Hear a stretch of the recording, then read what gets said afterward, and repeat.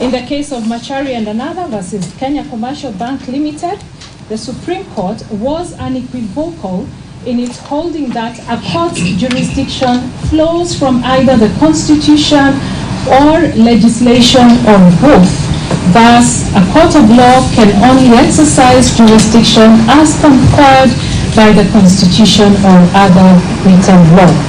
It is quite a lengthy paragraph there. However, let me also say the Supreme Court stated that where the Constitution exhaustively provides for the jurisdiction of a court of law, the court must operate within the constitutional limits.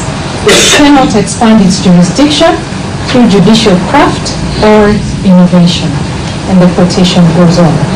Likewise, in Odinga and 2 others versus Kibos Distillers Limited and 5 others, the Supreme Court again emphasized as follows: a court, even this court, that is the Supreme Court, cannot arrogate itself jurisdiction through crafts of interpretation, and a court ought to exercise these powers strictly within jurisdictional limits.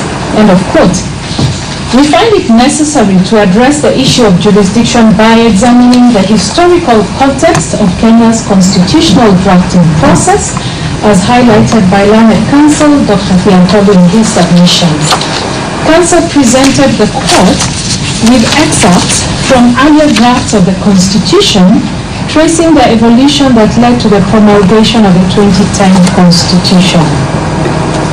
Notably, in all these earlier drafts, express jurisdiction was conferred on the Supreme Court to hear and determine disputes arising from the impeachment process. However, in the final promulgated 2010 Constitution, this specific provision was deliberately omitted. Based on this historical backdrop, counsel submits that even if this court were to find that this dispute is justiciable, a matter which we will address in the second preliminary issue, jurisdiction should lie with the Supreme Court and not with this court. We have carefully considered this argument, which the petitioners opposed. Article 2(1) of the Constitution is unequivocal that no person or state organ is above the Constitution. It further affirms that all state authority must be exercised in strict conformity with constitutional provisions. By virtue of Article 2(4), any act or omission that violates the Constitution is both unlawful and invalid. This establishes a clear basis on which the actions and omissions of all state organs must be scrutinized for their constitutionality. The bone of contention before us is whether that jurisdiction ought to be exercised by this court or by the Supreme Court. As we have already noted, the final version of the 2010 Constitution marks a clear departure from previous constitutional texts regarding the jurisdiction of the Supreme Court. Specifically, the provision granting the Supreme Court exclusive and original jurisdiction over disputes arising from the impeachment of the President, that which was deliberately omitted. The Supreme Court's jurisdiction is now strictly redefined under Article 163, Sub-Article 3. This leads us to the firm conclusion that the people of Kenya did not intend to grant such jurisdiction to the Supreme Court. Had that been the intention, the Constitution would have expressly conferred this authority in its final form. The Supreme Court has itself acknowledged that its original jurisdiction as outlined in the Constitution is exhaustive. This implies that any attempt to expand its jurisdiction beyond what is expressly provided for would contradict the Constitution's intent. Again, we refer to the case of Machari and another versus Kenya Commercial Bank, in which the Supreme Court itself stated as such. Article 163 of the Constitution provides for the jurisdiction of the Supreme Court in exhaustive terms. though leaving room for Parliament to prescribe further appellate jurisdiction in terms of Article 163(3)(b)(2), which stipulates that the Supreme Court shall have appellate jurisdiction to hear and determine appeals from any other court or tribunal as prescribed by national legislation. The Supreme Court goes on to note that the Constitution also confers jurisdiction upon the Supreme Court to hear and determine an appeal from a judge who has been recommended for removal under Article 168(8).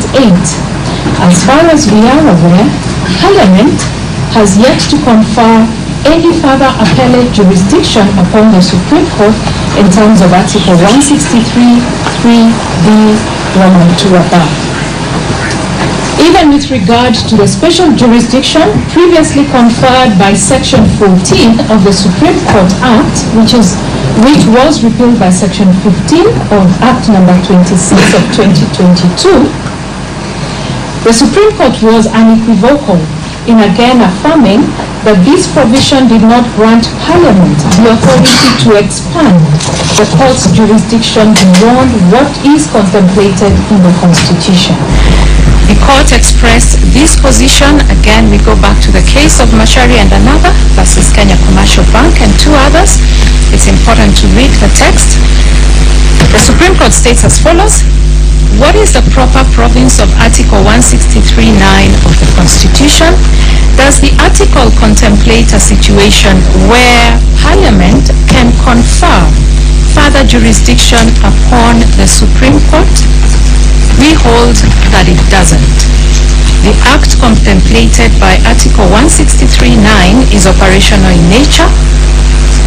Such an act was intended to augment the rules made by the Supreme Court for the purpose of regulating the exercise of its jurisdiction. It is an act that must confine itself to the administrative aspects of the court. It is a law that addresses the manner in which the Supreme Court exercises its jurisdiction as conferred by the Constitution or any other legislation. And they would go on to summarize, such an act was never intended to create and confer jurisdiction upon the Supreme Court beyond the limits set by the Constitution. From this analysis, we have come to the conclusion that the jurisdiction to hear disputes arising from impeachment of the President and Deputy President does not lie with the Supreme Court within the realm of original and exclusive jurisdiction. Instead, such jurisdiction may be exercisable within the Supreme Court's appellate jurisdiction. We now turn to the jurisdiction conferred on the High Court under Article 165(3) of the Constitution.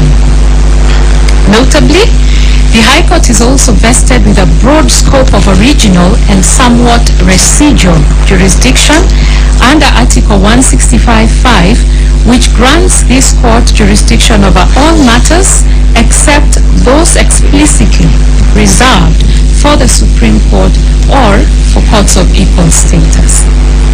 This broad jurisdiction demonstrates a deliberate intention by the drafters of the 2010 Constitution to empower the High Court to address matters not expressly covered in the Constitution, ensuring that no legal issues, including, as what is before us, impeachment proceedings, fall outside the court's purview.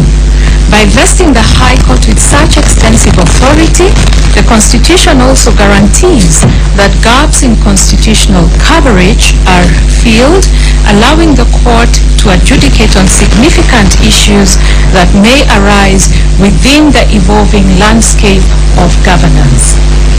Within this framework, the jurisdiction conferred under Article 165(3) extends to adjudicating any alleged infringement of the Bill of Rights and interpreting the Constitution. In this context, Article 165(3)(d) Roman 2 expressly grants the High Court the authority to determine whether any act purporting to have been done under the authority of the Constitution or any law is inconsistent with or in contravention of the Constitution.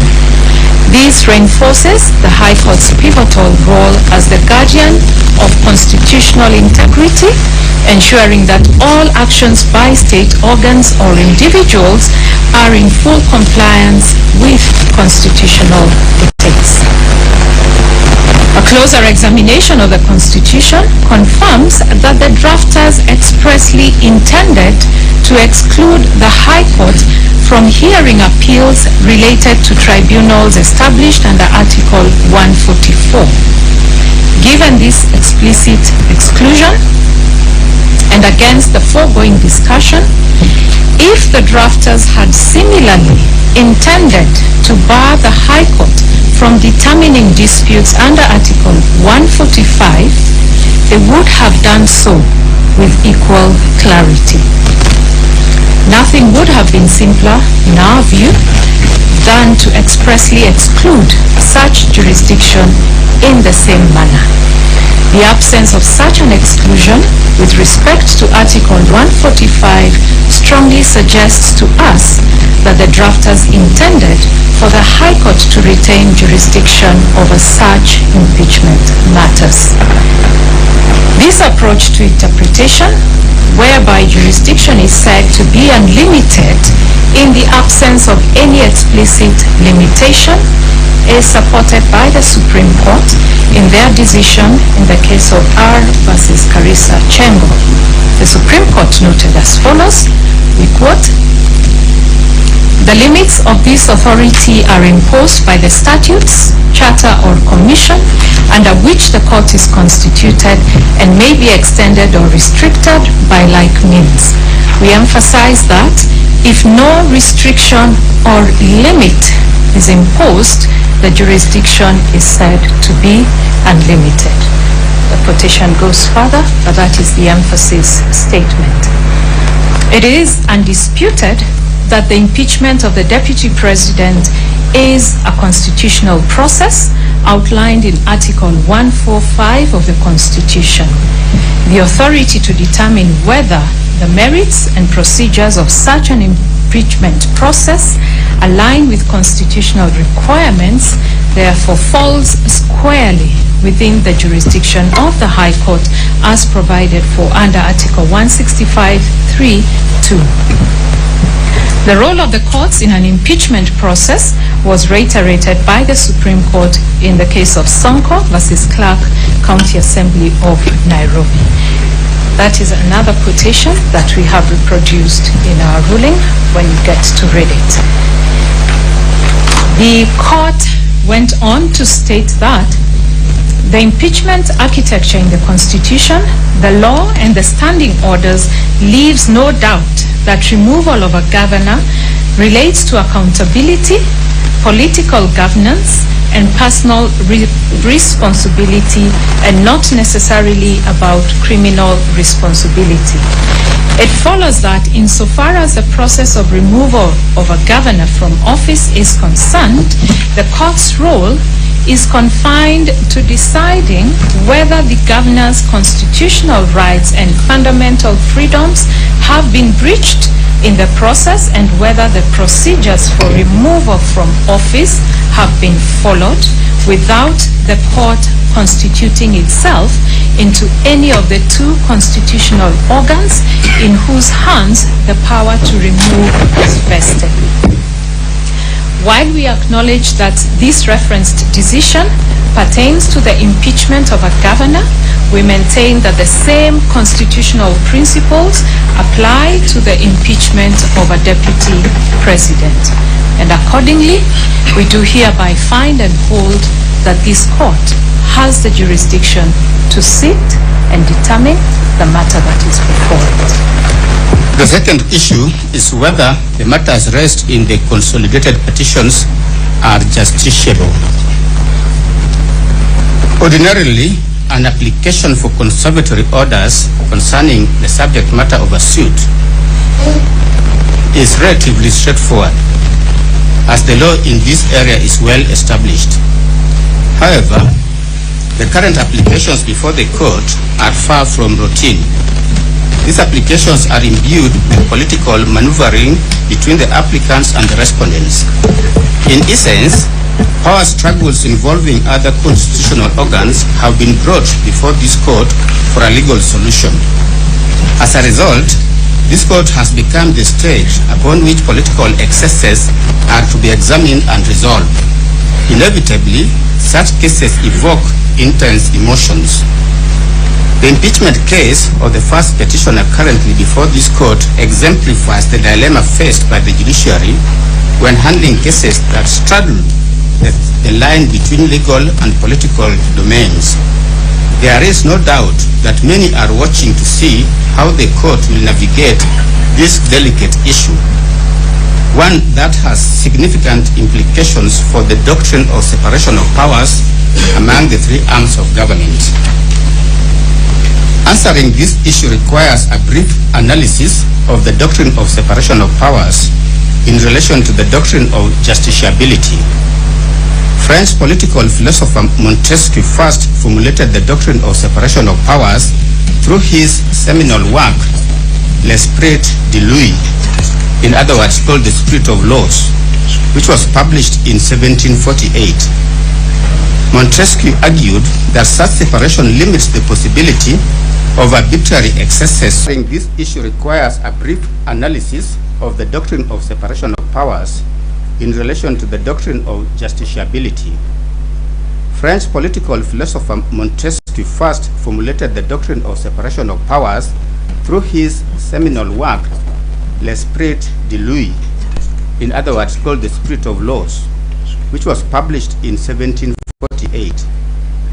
Montesquieu argued that such separation limits the possibility of arbitrary excesses by the government, since the sanction of all three branches is required for the making, executing, and administering of laws.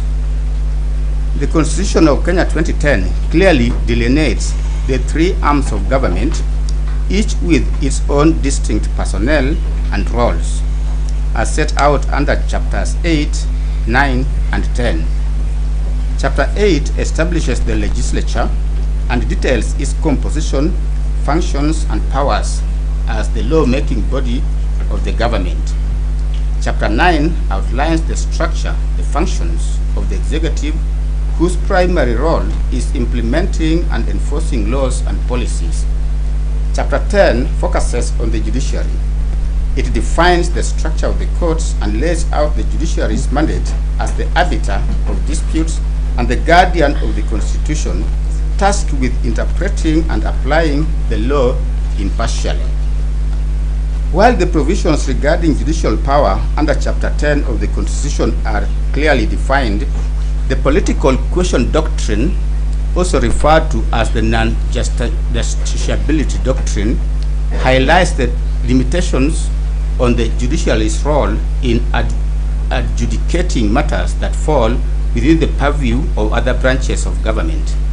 This doctrine essentially asserts that certain issues are not suitable for judicial determination because they are better addressed by the legislative or executive branches, which have the constitutional mandate and expertise to handle them.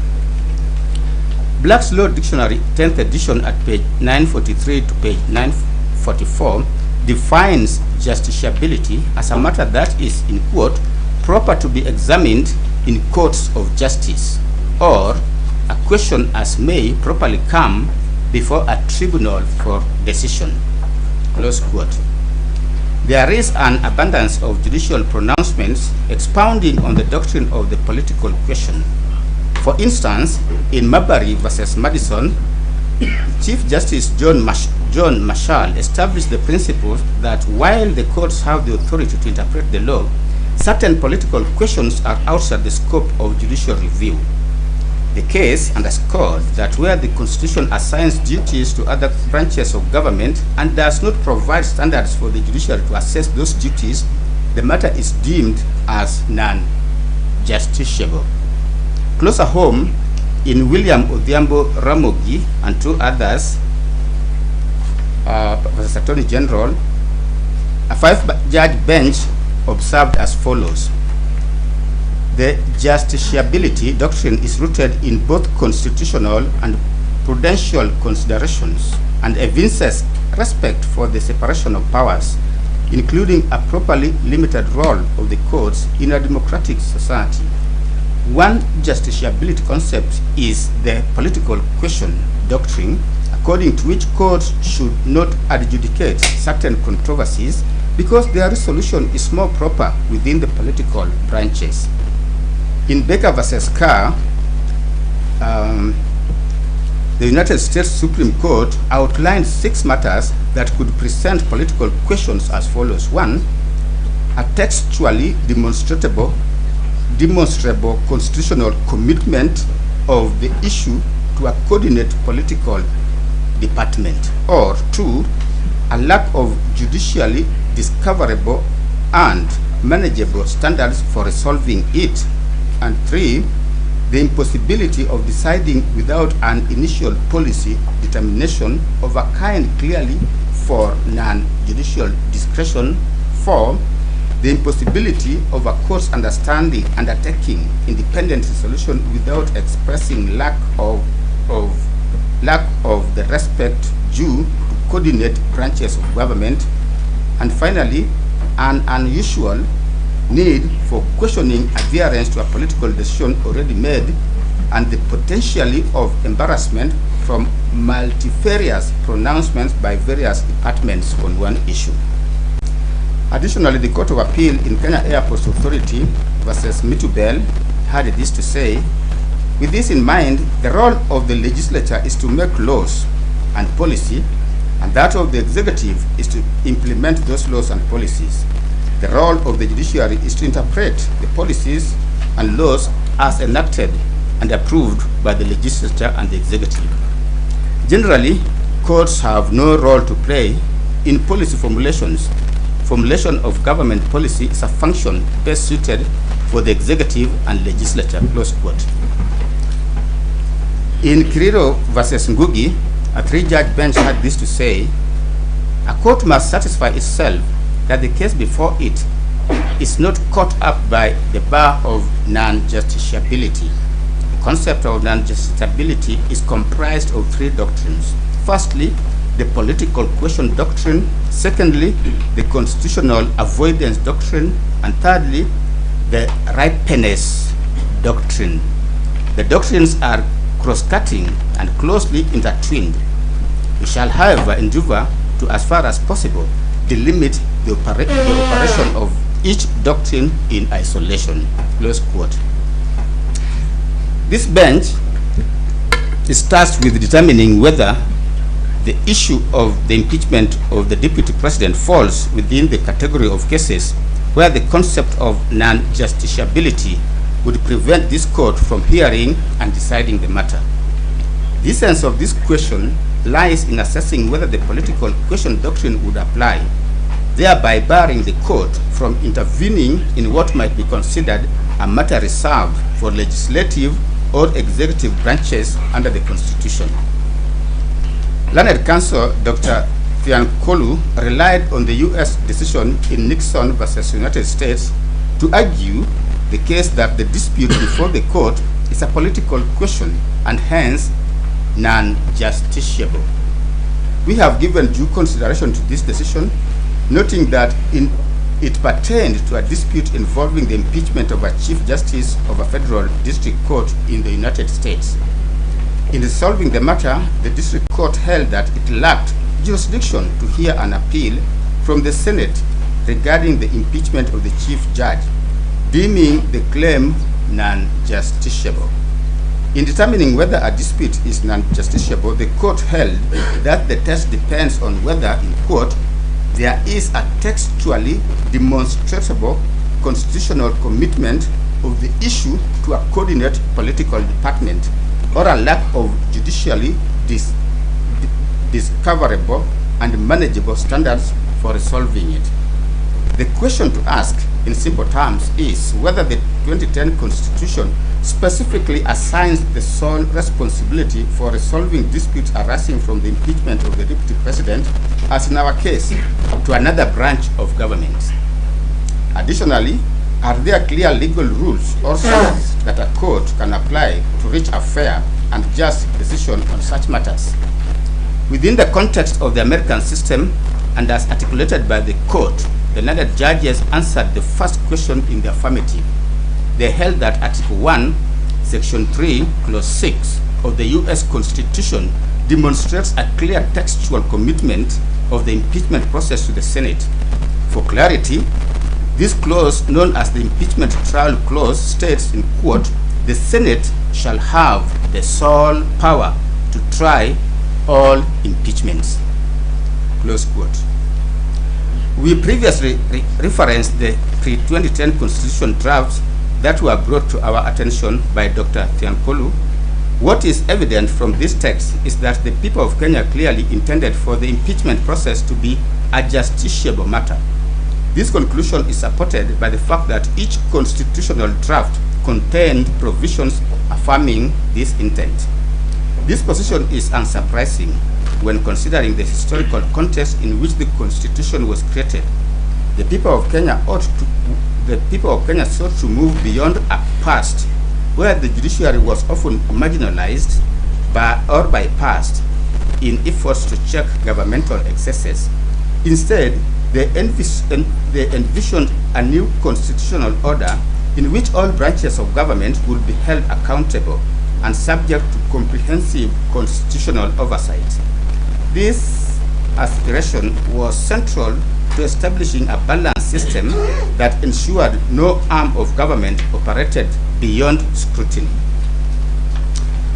We are therefore not convinced, against a holistic reading of our Constitution, that there was any intention to deliberately place the impeachment power on the legislature with no judicial involvement. To hold otherwise would be to create an absurdity whereby the dictates of the Constitution under Articles 23, 160, and 165, 3D2 would be defeated. In our view, this decision is further distinguishable by the fact that the appointment of judges in the United States and Kenya differs significantly due to unique political structures and systems of government. Judicial appointments in the US are more overtly political, with the President and Senate playing direct roles. In contrast, Kenya's system emphasizes judicial oversight through the Judicial Service Commission, which is designed to limit political influence and promote greater judicial independence. Going back to the question that we posed previously, it is clear that unlike the US position, there is no textually demonstrable constitutional commitment of the issue of impeachment solely to any political department or institution. Drawing analogies, the fact that the American context states that the Senate sits to solely try impeachment disputes is a major departure from the 2010 Constitution. Even though the requirements for the 2/3 vote and the taking of an oath are identical, the procedure and provisions of the Constitution, as we have spelled out, leave no doubt that the Senate is not the sole determinant of the dispute. We have already expressed ourselves succinctly on the jurisdiction that has been conferred to this court under the Constitution in our previous decisions. It is now well settled that there are instances in which the courts will and should interfere with political processes. A few decisions suffice to demonstrate this position. The Court of Appeal in Martin Nyaga Wambora and 3 others stated as follows at paragraph 62, the political question doctrine and the concept of separation of powers cannot oust the jurisdiction of courts to interpret the Constitution or to determine the question if anything said to be done under the authority of the Constitution or law is consistent with or in contravention of the Constitution as per Article 165, sub-Article 3D2. Equally, as we have seen in the case of William Odhiambo Ramogi, the court stated that there are constitutionally permissible situations where this court may interfere in the policy decisions of the government, and particularly if a policy decision is unequal or in actual or threatened violation of the fundamental rights guaranteed under the Constitution or in violation of other provisions of the Constitution. The necessity of vindicating constitutionally secured personal liberties and fundamental freedoms is the principal justification for the anti-majoritarian power that judicial review confers upon the courts, and we are therefore reluctant to find that a claim of fundamental rights, such as the one presented by the petitioner, is non-justiciable, even though it may concern the political process or the internal workings of other government branches. Close quote. The crust of the petitioner's case centers on key questions, including whether the process was followed by the National Assembly and the Senate in the impeachment of the first petitioner, and whether the first petitioner was afforded sufficient time to prepare his defense against the impeachment charges. These issues strike at the heart of constitutional and procedural fairness, raising concerns about the extent to which legislative bodies adhered to the standards of due process as outlined in the Constitution. The petitioners contend that the impeachment process must align with the constitutional principles of fairness and justice, ensuring that any office holder facing such proceedings is provided with a reasonable opportunity to respond and defend against the charges. This court is therefore called upon to examine whether the procedural safeguards required by the Constitution were observed during the impeachment process, and whether any potential lapses could render the process flawed or unconstitutional. Such an inquiry will involve a careful review of the actions taken by the National Assembly and the Senate to determine if the principles of due process and fair administrative action were upheld. We take the view that, based on a holistic reading of the 2010 Constitution, the political question doctrine cannot oust this court's jurisdiction as granted under Article 165, Sub-Article 3. Article 165, Sub-Article 3 confers upon the High Court the authority to hear and determine questions regarding the interpretation of the Constitution and the legality of any acts or omissions by state organs. This provision underscores the High Court's critical role in ensuring constitutional compliance, even in politically charged matters. The Supreme Court of Kenya in Sonko case supports this position in its holding that impeachment proceedings are inherently political. They do not fall beyond the scope of judicial review. The court stated as follows. It's a fairly long quote, I've given it. In Martin Nyaga Wambora versus Speaker of the Senate, the Court of Appeal also held that judicial intervention in impeachment must be exercised cautiously. While conservatory orders may be issued to protect constitutional rights, they should not encroach upon the legislative process unless clear evidence of constitutional or procedural violations exist. The court underscored that judicial intervention should respect the separation of powers, ensuring that the judiciary does not undermine the functions of elected bodies. South African courts have similarly addressed the scope of judicial intervention in impeachment process, emphasizing the balance between constitutional oversight and respect for the separation of powers. A notable example is Economic Freedom Fighters versus Speaker of the National Assembly and others. This is a 2018 matter which involved impeachment proceedings against former President Jacob Zuma. In this case, the Constitutional Court affirmed that while the judiciary has the authority to ensure that impeachment proceedings comply with constitutional requirements, it must exercise restraint to avoid encroaching on the disciplinary functions of the legislature. The court made it clear that judicial intervention is warranted only when necessary to correct political procedural irregularities or constitutional violations. The ruling highlighted that conservatory orders should be applied with caution to prevent unwarranted intrusion into the legislature's domain. The court had this to say, in quote, "Courts must be careful not to impose themselves in a matter that disrupts the legislative process or undermines the authority of Parliament."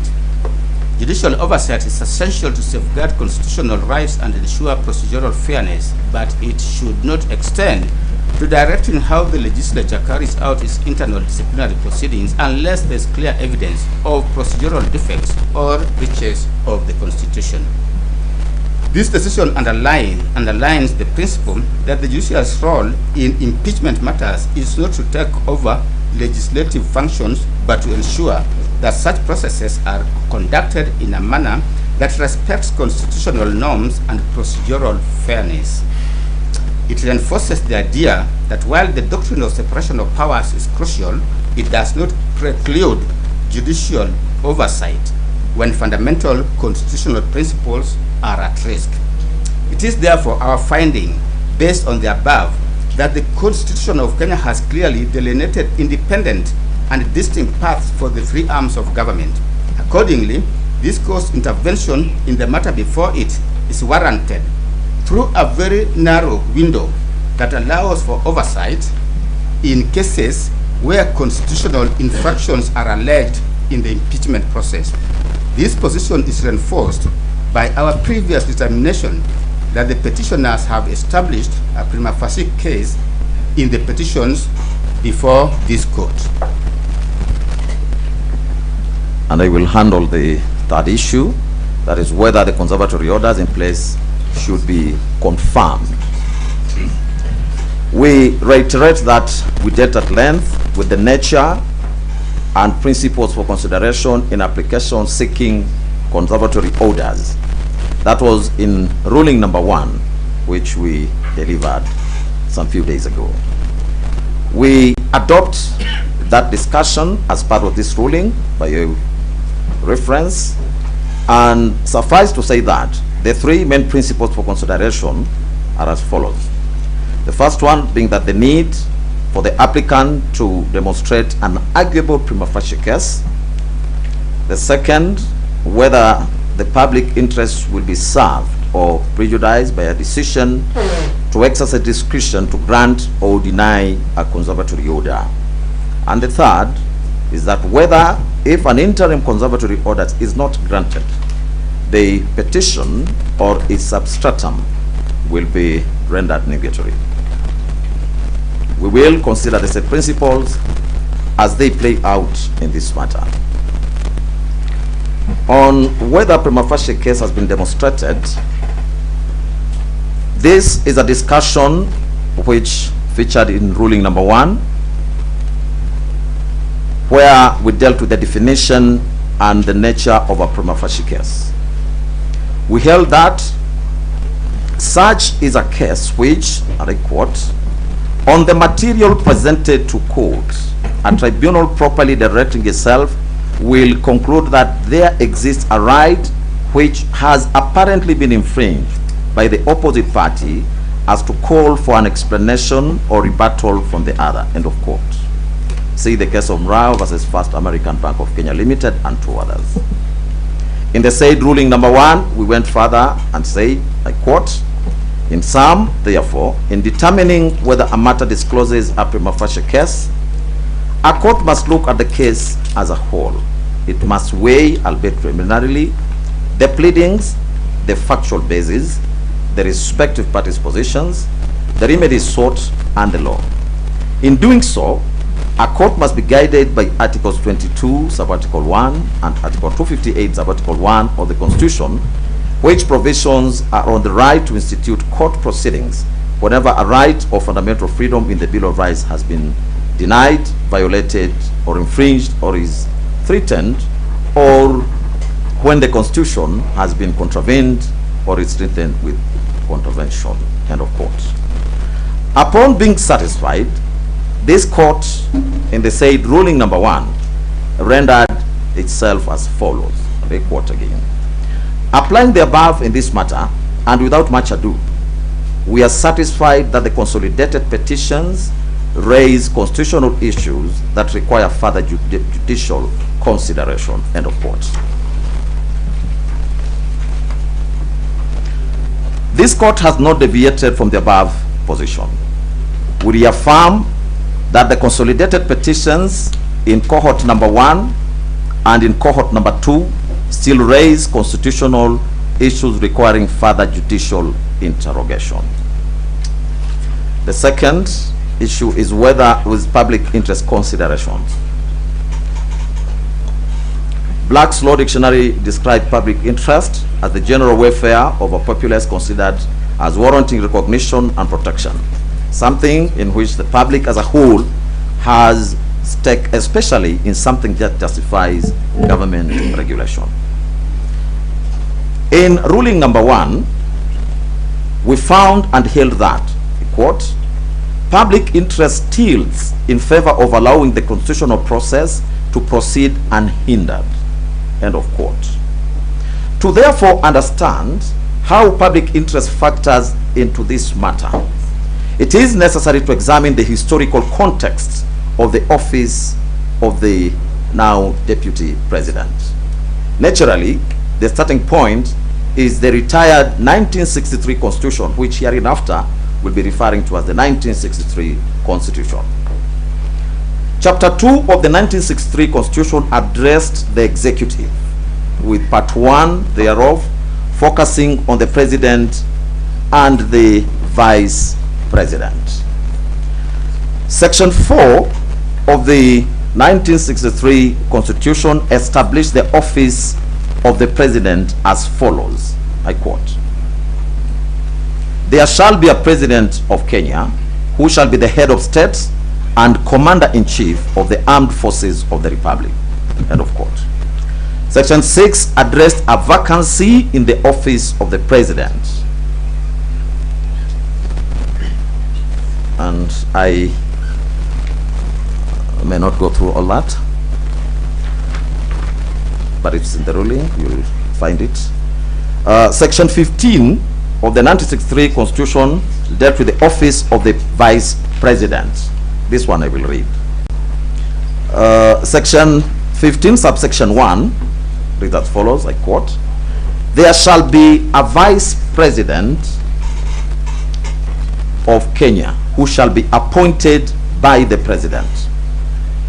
Subsection 2, the President shall appoint the Vice President from among the ministers who are elected members of National Assembly, provided that no appointment to the office of Vice President shall be made at any time when the functions of the office of President are being exercised by any person other than the President. Subsection 3, the Vice President shall be the principal assistant of the President in the discharge of his functions. We have emphasized that provision. Subsection 4, the Vice President shall not enter upon the duties of his office unless he has taken and subscribed the oath of allegiance and such oath for the due execution of his office as may be prescribed by Parliament. 5, during his tenure of office, the Vice President shall not hold any office of profit other than those of Vice President, Minister, and the Member of National Assembly. Subsection 6, the office of the Vice President shall become vacant A, if the President so directs. B, if the holder of the office ceases to be an elected member of the National Assembly otherwise than by reason of the dissolution of Parliament, or C, upon the election of a person to the office of President. It follows that under the 1963 Constitution, the Vice President served solely as the principal assistant to the President in the discharge of the presidential functions. The Vice President had no other duties and could be dismissed by the President at will. After a lengthy and others 20-year pursuit for constitutional reforms, Kenyans ultimately adopted a new constitution in August 2010, which will be referring to as 2010 Constitution just to distinguish it with the 1963 Constitution. The 2010 Constitution has been widely praised as transformative, particularly for its fundamental restructuring of the country's constitutional and governance framework. The 2010 Constitution establishes the executive in chapter number 9. Article 131 outlines the authority of the president, while Article 132 details the functions of the president. Article 147 provides for the functions of the deputy president as follows.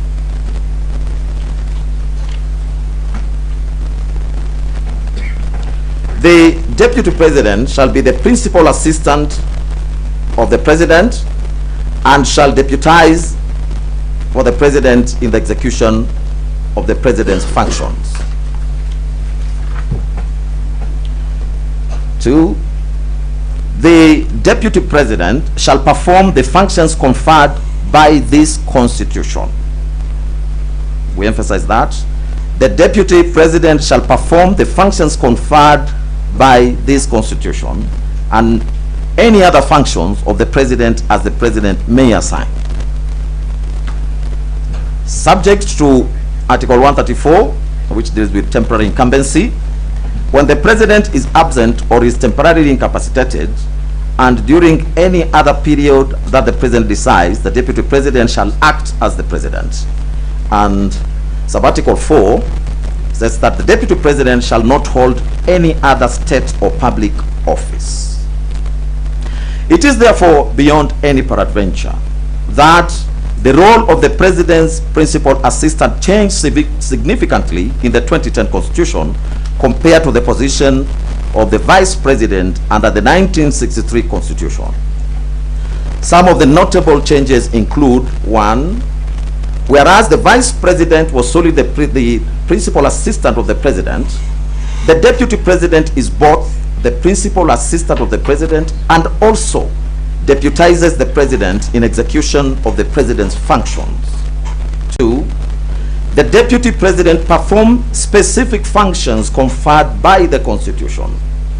3, the deputy president may perform any other functions of the president as the president may assign. 4, unlike the vice president who was appointed by the president from among cabinet ministers who are elected members of the National Assembly, the deputy president under the 2010 constitution is elected together with the president and holds no other public office. The above changes were not without reason. In the book, The Constitution of Kenya, commentary by Louis and PLO Lumumba, this is the second edition, Strathmore University Press, they are 2019 at page 453. The two eminent authors had this to say, and I quote: with the other arms of government considerably weakened, the executive personified in the president exercised unchecked powers. Indeed, during the constitutional review process, the CKRC noted that the powers granted by the constitution and the ordinary laws to the elected president seemed to share characteristics with those of the colonial governor. It then resolved during the constitutional making process to divest some powers from the president with the aim of avoiding an imperial president. End of quote. The above cannot be far from the truth. In the pre-2010 constitutional era, the president held immense powers, including the ability to appoint and dismiss the vice president at will and the discretion to assign or to withhold duties for the vice president. Consequently, the vice president served entirely at the president's mercy. That was the framework that the 2010 constitution sought to transform. Under the 2010 constitution, the office of the deputy president has been fundamentally redefined. It is now safeguarded from arbitrary and capricious actions by the president. Article 172 grants the deputy president specific constitutional functions in addition to any duties the president may assign. This provision was intended to address the previous situation in which a president could, for any reason, choose not to assign any duties to the deputy president, effectively sidelining them. Thanks to the 2010 constitution, even if the president does not assign any additional duties, the deputy president still has specific constitutionally mandated functions to perform. In this way, the deputy president is no longer at the mercy and the discretion of the president. Under the current constitutional framework, when the office of the deputy president becomes vacant, two outcomes flow. First, any functions that were assigned to the deputy president by the president automatically reverts to the president. Second, the functions expressly conferred upon the deputy president by the Constitution do not revert to the president and cannot be performed by anyone else. This is a departure from the 1963 Constitution, under which the president could appoint a minister to act as vice president in the vice president's absence. The 2010 Constitution includes no such provision. Therefore, if the office of the deputy president is vacant, the specific constitutional functions assigned to that office remain unfulfilled. For clarity, not even the Speaker of the National Assembly may discharge the functions vested in the deputy president under Articles 147, Sub-Article 2 of the Constitution. In light of the above, we are convinced and hereby find that the current constitutional framework does not envision any scenario in which the office of the deputy president will remain vacant except during the brief period required to fill such a vacancy. Another equally important provision that adds credence to the above position, that the office of the deputy president cannot be left vacant, is Article 146(3) of the 2010 Constitution. However, before we interrogate the said provision, suffice to note that Article 150, Sub-Article 2 of the Constitution, which is on the removal of the deputy president, has it that the provisions of Articles 144 and 145 relating to the removal of the president shall apply with the necessary modifications to the removal of the deputy president. Returning back to Article 146, which article deals with the vacancy in the office of the president. Sub-articles 1, 2, and 3 of that article provides that follows. These ones I'll read. Sub-article 1, the office of president, reads, deputy president shall become vacant if the holder of the office A, dies, B, resigns in writing addressed to the Speaker of the National Assembly, or otherwise ceases to hold office under Article 144, which deals with removal of president on grounds of incapacity, or Article 145, which deals with removal of president by impeachment, or under any other provision of the Constitution. Sub-Article 2, when a vacancy occurs in the office of president or deputy, 1, the deputy president shall assume office as a president for the remainder of the term. 2, if the office of the deputy president is vacant or the deputy president is unable to assume the office of president, the Speaker of the National Assembly shall act as president, and an election to the office of president shall be held within 60 days after the vacancy arose in the office of president. Sub-Article 3, a person who assumes the office of president under Clause 2A or following an election required by Clause 2B shall, unless otherwise removed from office under this Constitution, hold office until a newly elected president is sworn in following the next regularly scheduled election under Article 136, Sub-Article 2A. End of Sub-Article 3. Therefore, to us, a holistic reading of Article 146 alongside Article 152 of the 2010 Constitution, and in relation to the filling of a vacancy in the office of the deputy president in this matter, yields the meaning that the person who assumes the office after the impeachment of the deputy president shall, unless otherwise lawfully removed from this office, hold that office until further orders of this court or until the current term of the president ends, whichever comes first. The foregoing demonstrates that the structure of the Constitution, which reflects the popular will of Kenyan citizens, envisions a scenario in which the office of the deputy president will always be filled except during the brief period of required to fill the vacancy, as already stated above. Based on the foregoing, we now turn to the nature of the conservatory orders in this matter. It is widely accepted that the purpose of conservatory orders is to preserve the status quo pending further orders of this court. The Supreme Court in Gatirao Peter Munya and Dixon Mwenda Githinji, and 2 others said as much. In this case, maintaining the status quo would mean, 1, that the first petitioner remains impeached under Article 145, sub-Article 7, which affirms the finality of the impeachment process with the following provision. I quote, "If at least 2/3 of all members of Senate vote to uphold an impeachment charge, the Deputy President shall cease to hold office." End of quote.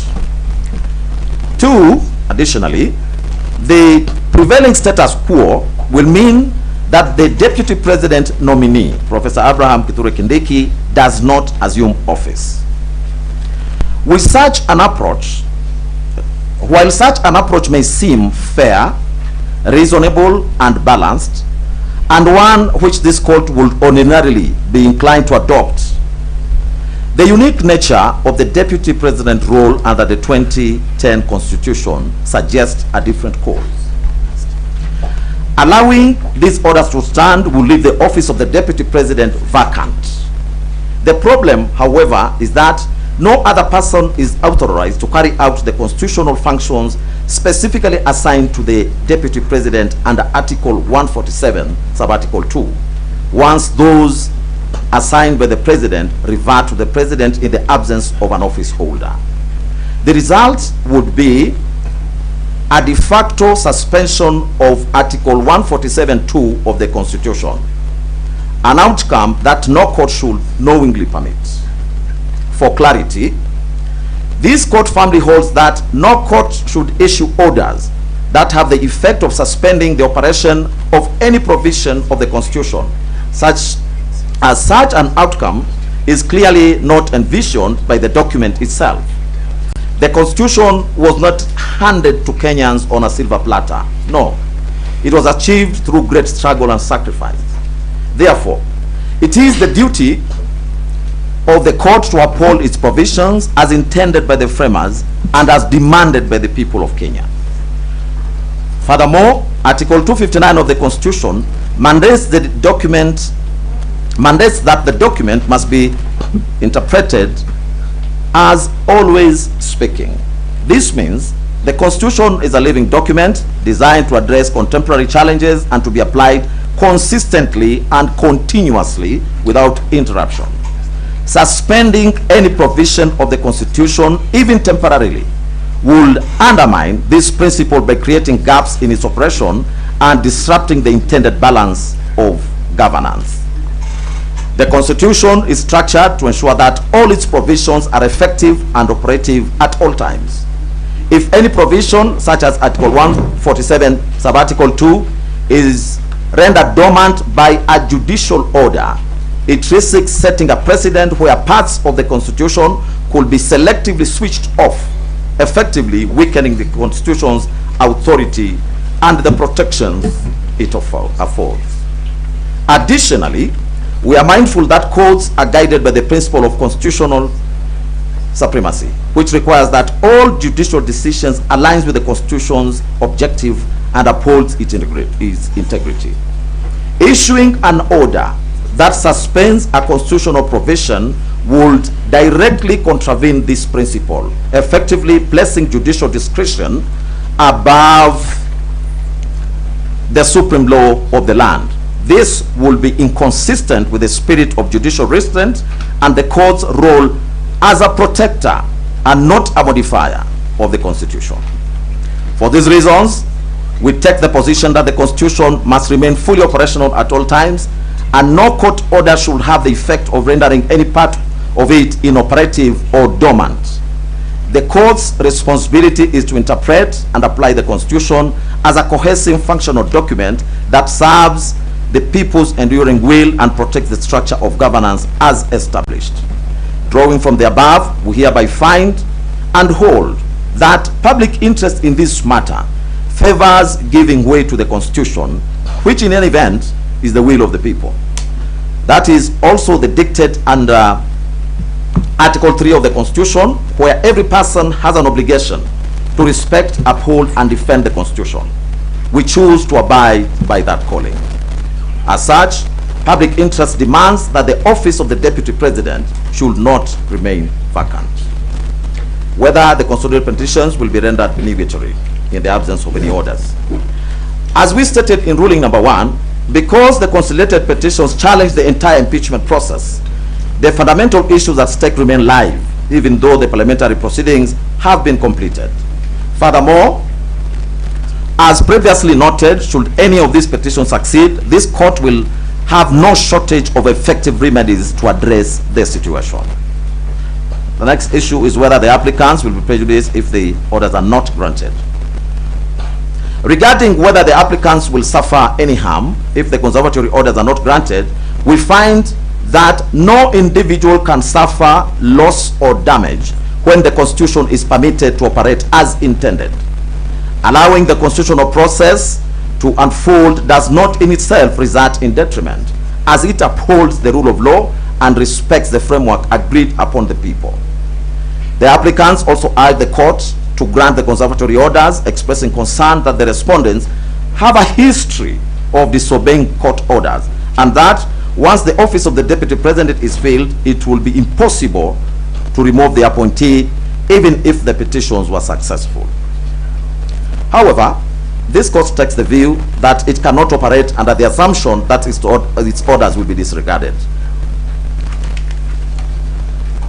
This country has legal mechanisms to address any acts of disobedience of court orders. Moreover, the Honorable Attorney General, through Senior Learned Counsel Professor Gitu Mugai, has given an undertaking to comply fully with any orders which will be issued by this court in this matter. As such, we find that the applicants do not stand to suffer any prejudice in the event the conservatory orders are not granted. Disposition. As we conclude, we reiterate that this matter holds significant public interest and we remain committed to an expeditious examination of the petitions. Therefore, we will further provide directions within this ruling. Consequently, the following orders are hereby issued. 1. The applications for conservatory orders are hereby disallowed. 2. The conservatory orders issued on 18th of October 2024 in Keregoya High Court E015/2024 are hereby discharged and or set aside.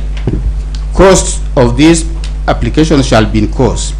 We grant leave for appeal, typed proceedings and certified copies of this ruling to be availed to parties at cost or as it may be. We will mention this matter on 7th of November 2024 at 2 p.m. in the open court. This ruling shall forthwith be uploaded in the court tracking system. That is the ruling of the court. Most obliged, my lord, and I have an Much obliged, my lord. We want to take this opportunity to thank your lordships for the time that you have taken and the judiciousness with which you have expedited the applications. And I also want to thank my colleagues from the respondent side and from the applicant side for the maturity with which this matter has been handled. We are most grateful, my lord. Thank you. My lord, my name is Ochiel Dudley for the Deputy President, and I wish to make an application. The application I wish to make is called the Madhu Pepper Injunction. Madhu Pepper International, quite a famous case. In the common law, it's called the Erinford Injunction. My lord, the Madhu Pepper Injunction operates on quite a simple premise, the premise of human fallibility. In the case of Erinford, where that injunction originates, Justice Megari, after dismissing an application for injunction like you have now, found still that there could be the slightest chance that he was wrong. Here, there could be the slightest chance that you're wrong. Last week, this court gave the Deputy President leave to appeal. We thank the court for that generosity. The Deputy President has appealed. he also has pending before the Court of Appeal an application for stay of these proceedings, and that application comes up on the 6th of November 2024. My Lord, operating on the premise of human fallibility, the foundation of the Erinford or Madu Pepper injunction, we request you to recognize that you could be wrong. And if you're wrong, then the pending proceedings before the Court of Appeal would be rendered nugatory. To avoid that possibility, the possibility that the Deputy President's right to appeal, which you recognized and affirmed and upheld by giving him leave to appeal even where he needed none, we ask you to issue a Madu Pepper injunction. We do not seek an indefinite injunction. We seek an injunction until 6th of November 2024, when we are next before the Court of Appeal. Thank you, my Lord. My Lord, we also have a moment to bite the cherry. The Black Bull, okay. Yeah. My Lords, I want to associate myself with the submissions made by my learned friend, and also state that I have listened keenly to the ruling that has been delivered by this honorable court. While we largely disagree with it and we have a right of appeal, Your Lordship, it is imperative for us to know or to assess how that office of the Deputy President will be filled. This court has affirmed its commitment to observe the rule of law and protect the Constitution as decreed under Article 3 of the Constitution. It follows, therefore, Your Lordship, my ladies, that the filling of that vacancy must flow or must follow the Constitution. And as such, Your Lordship,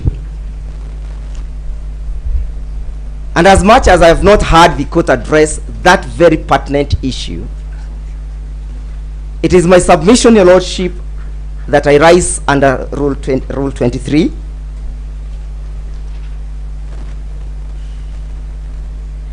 Beg your pardon?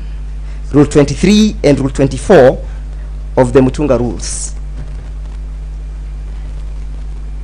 And I make an application, Your Lordship, that pending the determination of this application, done under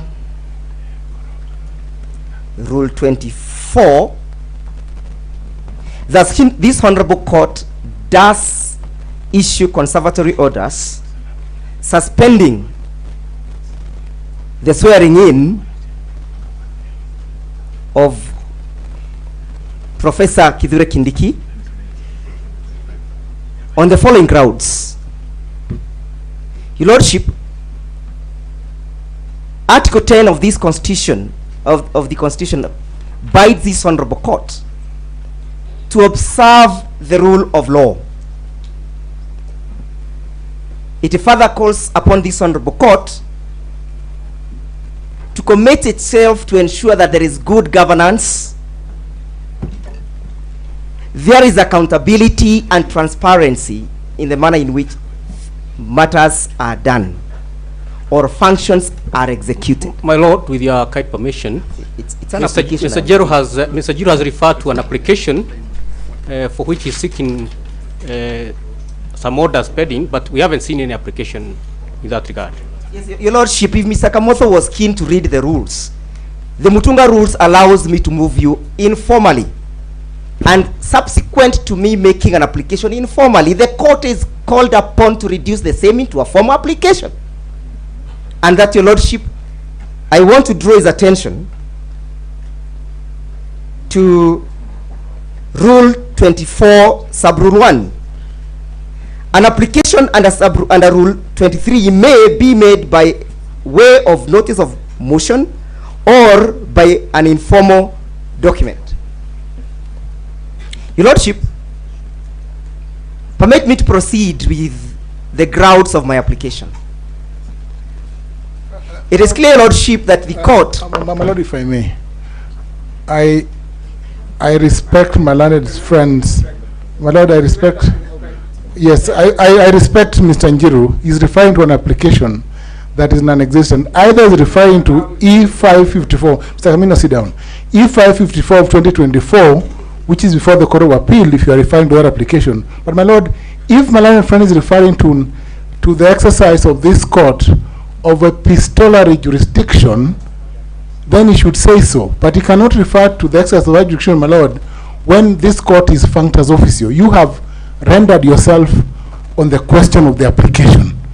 And therefore, they cannot urge an application unless they say, my Lord, number one, is either served on us, or two, my Lord, because there's already an application for stay under Section 5(2)(b) of the Appellate Jurisdictions Act before the Court of Appeal that is live and that has a date.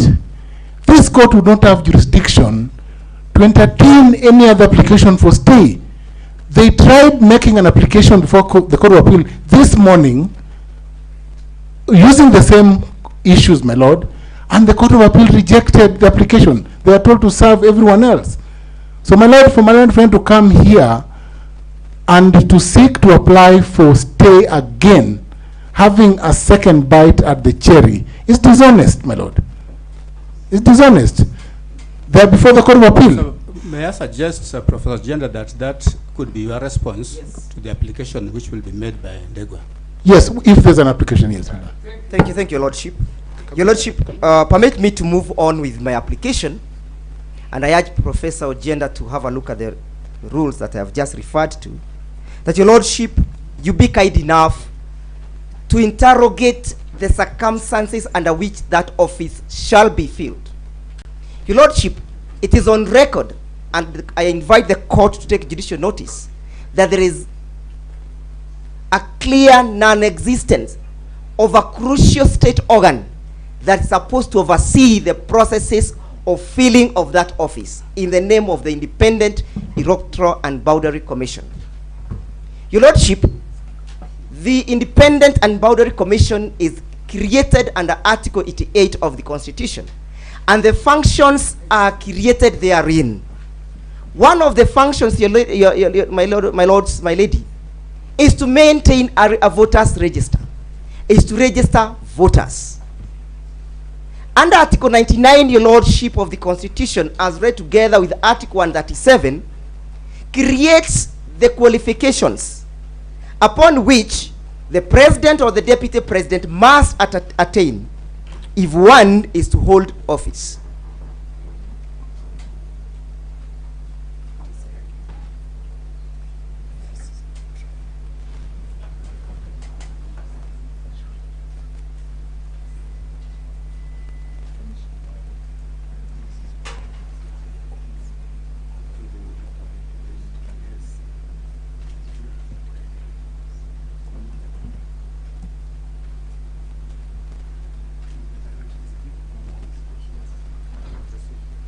My ladies, my lord, it is clear that the functions created under Article 99 of the Constitution can only be executed and or implemented by the Independent Electoral and Boundary Commission.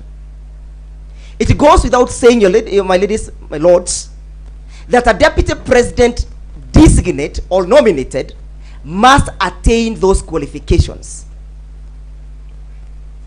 That is to mean, my ladies, my lord, that there must be an organ that will give a clean bill of health to say or to suggest that Professor Kindiki attains these qualifications.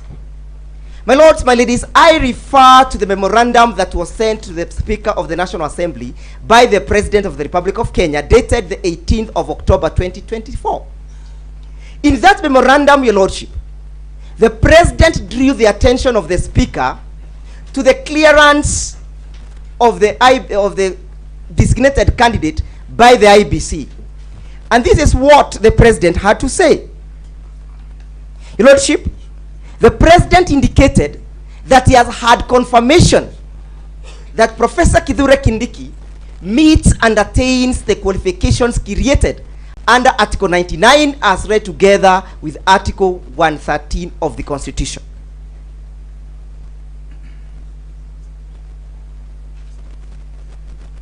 My ladies, my lords,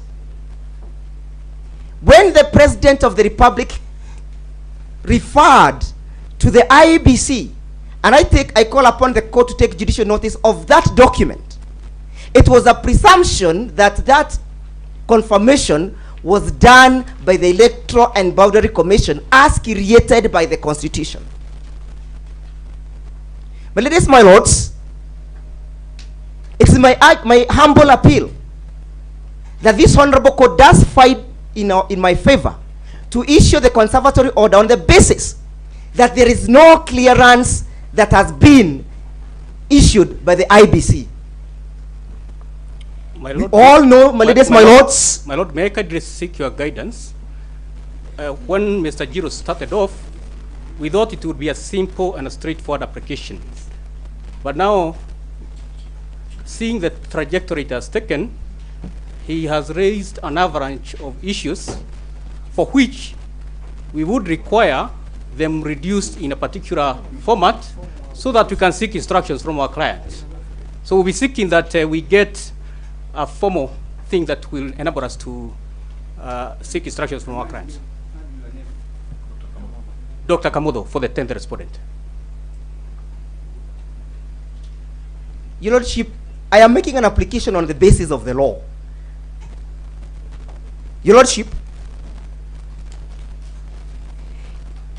if it is not crucial for us to have an IBC to confirm whether Professor Kindiki is a registered voter, that would mean, Your Lordship, that a person can go to Mathare Hospital and designate a person to become a deputy president. The qualifications created by the Constitution have a mechanism of being established, Your Lordships. And the process of establishing those qualifications, Your Lordship, is set down and out in law. Your Lordship. Mr. Njiru, my understanding, yes, Your Lordship. When you first asked for this conservatory order, yes, Your Lordship, under Madu paper, yes, Lord. That is his application. Yeah. I have on a different application. I moved under Article 23. Because my understanding is that if you want the court to give conservatory orders immediately after rendering a ruling or a judgment, that application can be verbal but also very short, because the court is already aware, has already expressed itself. That's correct. So that kind of application cannot be the beginning of another big Your Lordship, I am well guided. So I think for the purposes of the discretion of the yes, bench, Lordship. For the purposes of the discretion of the bench, yes, I think Mr. Ochieng's application is what we should be considered. Your application evidently requires to be formal. Your Lordship, I am well guided by the court, but the court also needs to perhaps appreciate the import of Rule 24, that due to the vulnerability of the rights and the vulnerability of the infringement and the violation of the Constitution, I can appear before you. Rights cannot be vulnerable. Individuals are. May I have not my right. time and then you have your response, Professor? Your Lordship, this application is premised again on Article 3. The call upon every person to protect the Constitution. And as I pen off, it is all clear to us that nobody can deny, not this court, not myself, nobody can bury his head under the sun, that there is no IBC. If Kithure Kindiki is to be sworn in tomorrow, what will be the import of swearing in a person who has not been verified and approved by the organ that is supposed to do so? Finally, Your Lordship, can this court fold its hands and watch and midwife and babysit a violation of the Constitution? What is the role of the court when it comes to the issue of Article 3 of the Constitution and the question of the sovereignty of the people? Your Lordship, I beg that you hear us. I beg that you grant the conservatory order staying the swearing in of Professor Kindiki on the basis that he has not qualified to hold that office. Secondly, on the basis that his purported qualification has not been verified by the body that is mandated to do so. In the absence of that, Your Lordship, you will be inviting us to say that even an insane person can become deputy president, a bankrupt person can become deputy president. Objection. I rest my case. My Lord, let me respond to... can I respond? Professor Ojenda and, yes, my Lord. And every other council who is seated, please sit down. We have 2 applications, and this is not going to be a start of another court process. It's not going to be a start of another court process. The applications which have been made are discretional. So I'll only allow one response, and then we'll render a ruling. Only one response. Yeah, my Lord, if I may respond, my Lord. My Lord, kindly, with your permission. With your permission. My Lord, you've made a ruling. Okay. Okay, let me hear 2 people from this side. Okay, then 2 from... You're one person. Dr. Kaminwa, please say what you want to say and be mindful of time, please. I want to take my time. Justice Eric Ogola, Justice Anthony Murima, and Lady Justice Frida Muganzi. I've listened to what you have said very carefully. And from my point of view, one who is interested in developing the students of the country, you have done so. You have developed this man. But there is one thing I would like to point out to you very respectfully. That we are operating in very dangerous waters with strong currents. And this is an area where we have to call for wisdom. We have to call for deeper understanding of human nature and for deeper understanding of the society in which we live in Kenya. And what I'm saying to you is reflected in my broad pleading of the authorities in cases in the United States of America. Your Honor, if I may say so with respect, perhaps more than anybody else, when I was engaged to get involved in this case, I ordered for books from India straight, about 11 volumes on impeachment. And I've taken the trouble to read them day and night. And one thing that has emerged from all these authorities when I was reading them very carefully is that the court in the United States have continued to think very carefully how will this judgment be received by the people, by the consumers. How will it be received? Is it a judgment that will continue to promote stability in the country? Is it a judgment that will continue to promote the rule of law? Is it a judgment or ruling will continue to promote stability in the country? And it's here that I'm inviting